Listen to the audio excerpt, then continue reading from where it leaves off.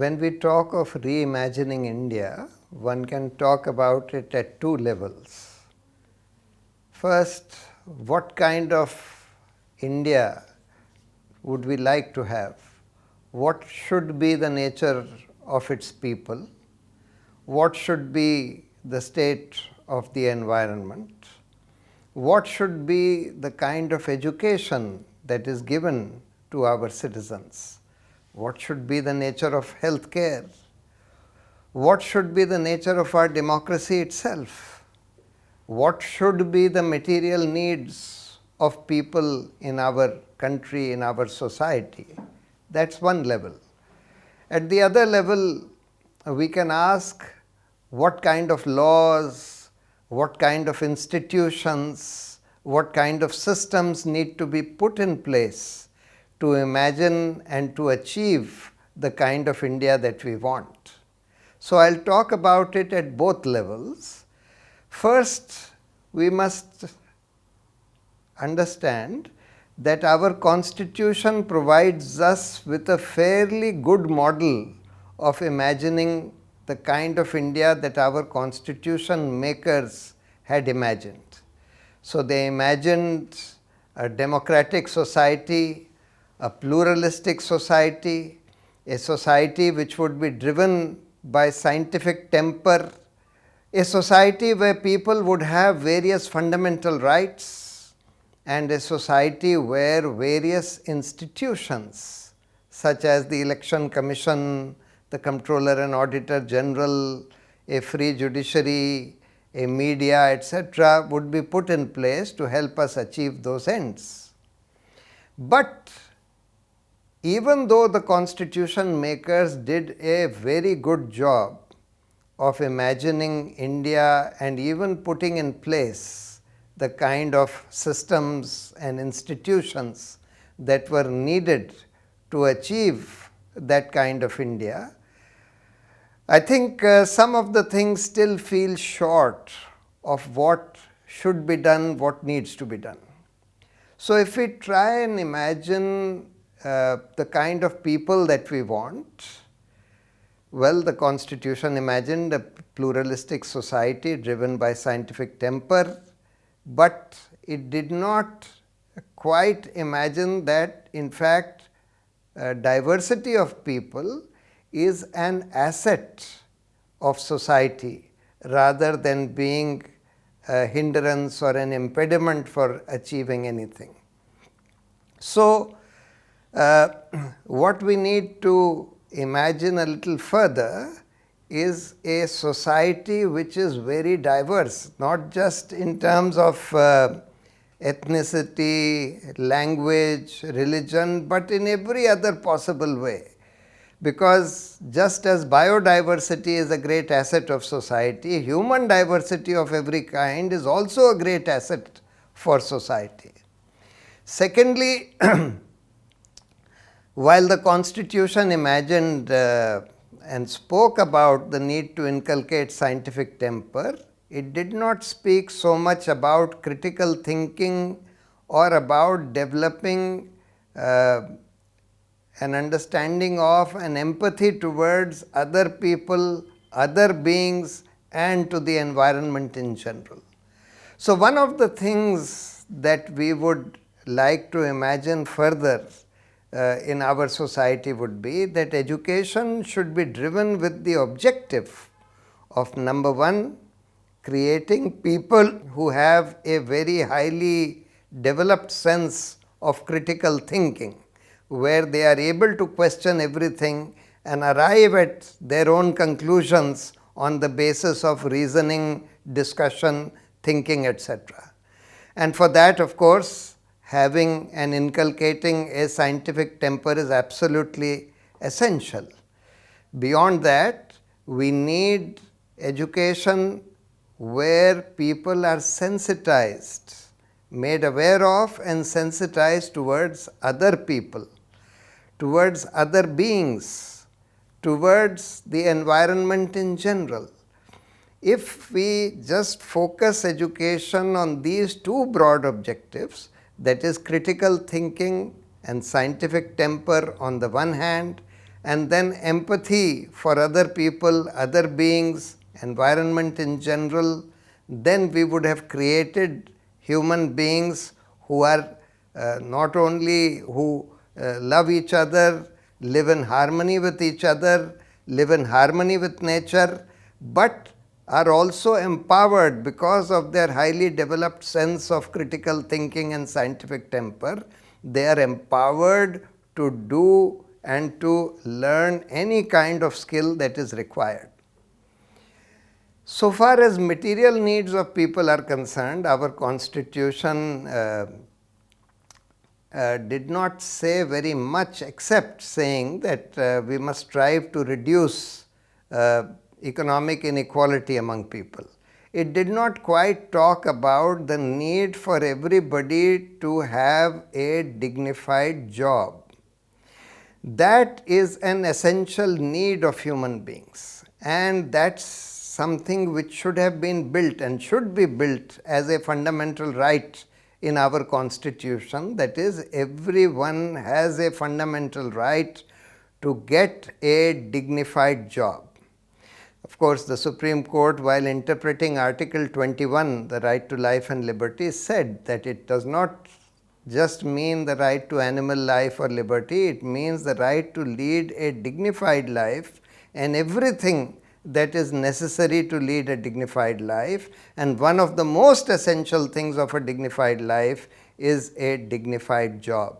So that's something that our society definitely needs to have.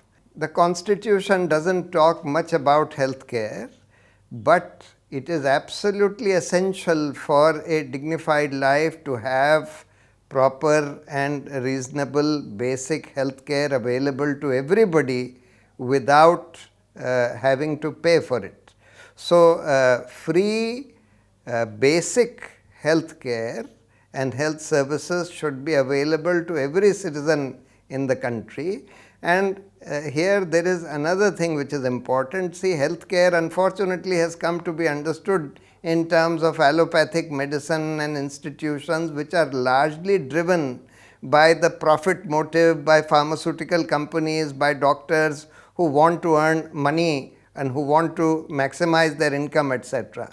We need to get out of this mentality, and we need to develop healthcare systems which are holistic in nature. There are many things in our earlier systems of medicine, Ayurveda, naturopathy, etc., which are very, very good, which need to be a part of the whole healthcare and medical curriculum, education and understanding. The Constitution imagined that we would be a democracy, but it did not spell out what kind of democracy.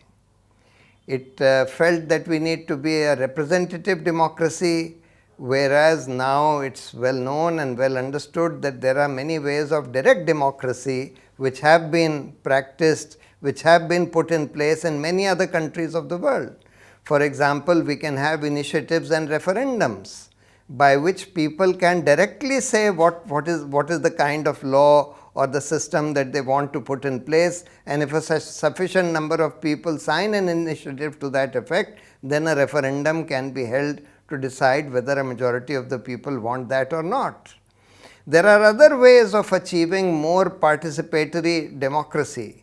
First is, of course, to decentralize power so that you can have as much town hall meetings, gram sabhas, etc., in which decisions can be taken by the physical presence of all the stakeholders of that community. We need to move from representative democracy to participatory democracy. Even within representative democracy, unfortunately, we have adopted what is called the first past the post system at two levels. That is, when we elect our representatives, we elect only one person who got the maximum votes. Even if he gets only 25% of the vote, so long as others have got less than him. So even if the other candidates put together get 75% of the votes, The one who gets 25%, provided he is the highest vote getter, becomes the sole representative. Thereafter, when we elect a government, the party or the coalition which has a majority in that assembly or parliament gets to form the whole government, with the opposition counting as nothing in, even if they have 49% of the seats.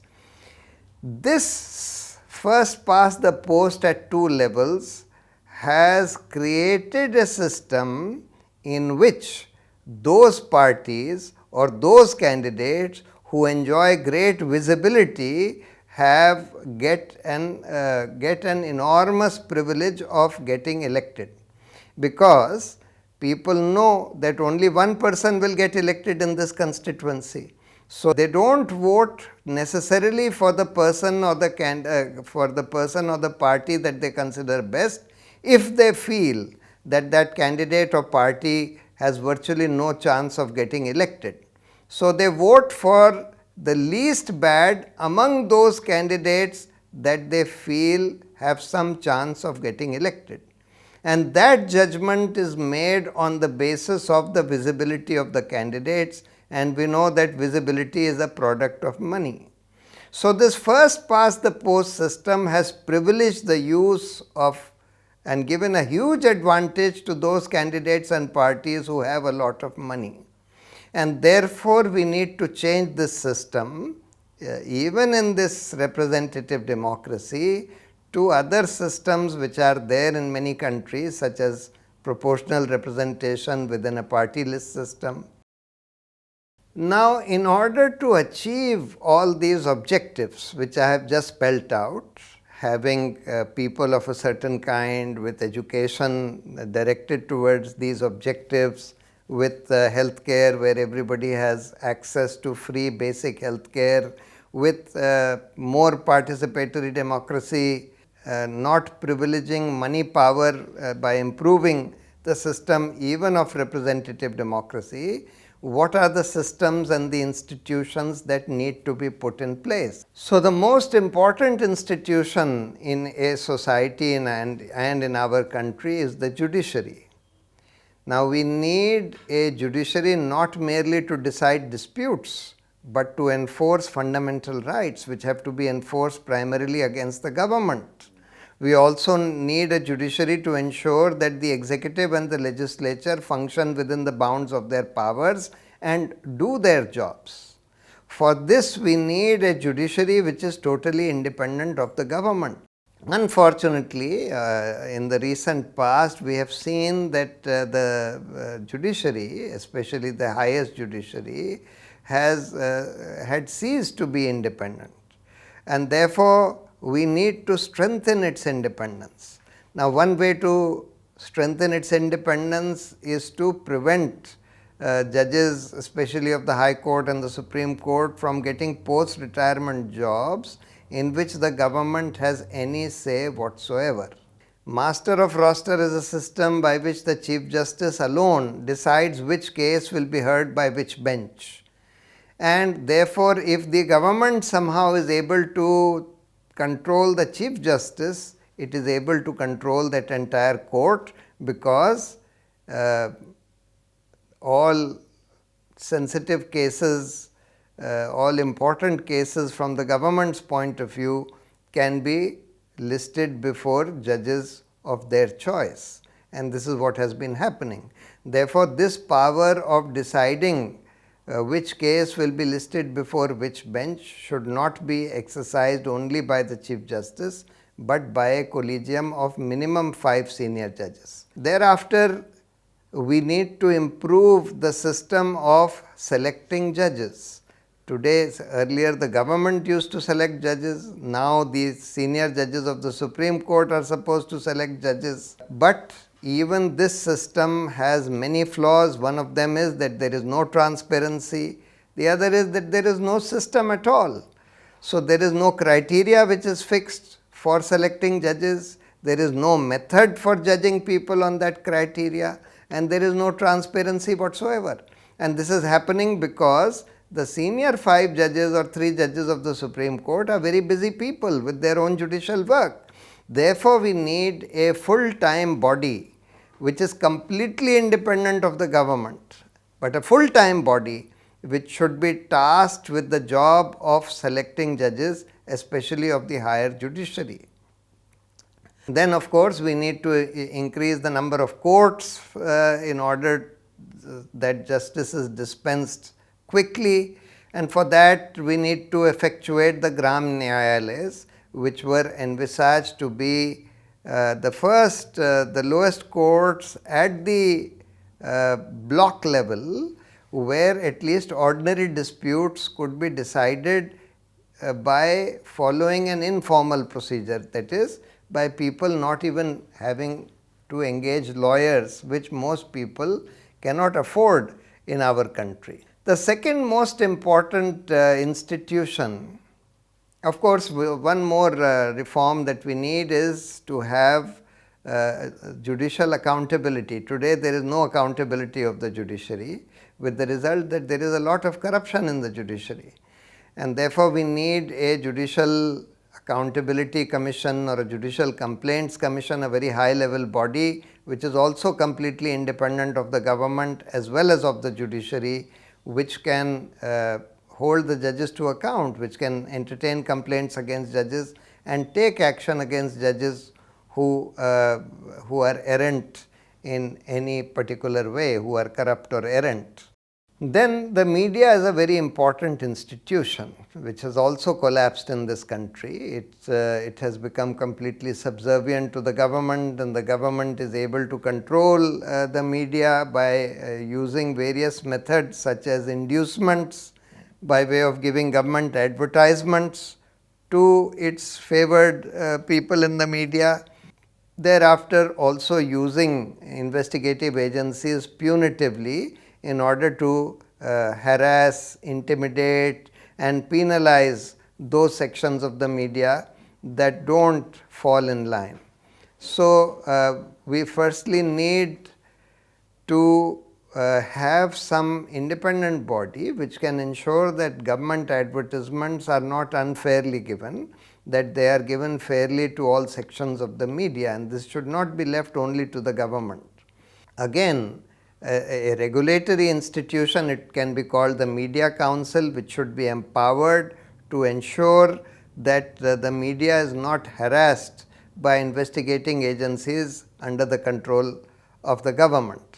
Thirdly, we need to prevent large corporations from coming to control large sections of the media, which is also a phenomenon that we see today.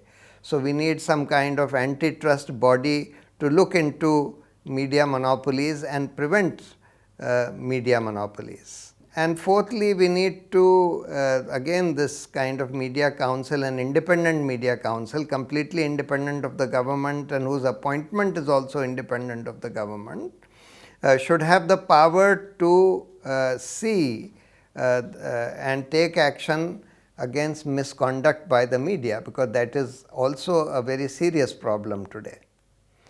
Then there are all these investigative agencies like the CBI, the Enforcement Directorate, the NIA, the various police agencies, the Lokpal, etc., which need to be firstly made completely independent of the government and also made effective.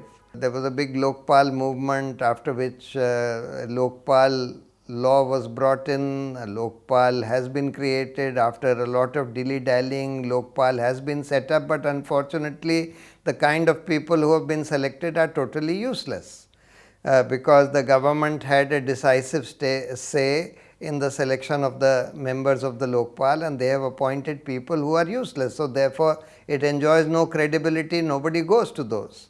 So for selecting all the heads and the important people in all these investigative agencies, we need to have a broad-based selection committee which is completely independent of the government.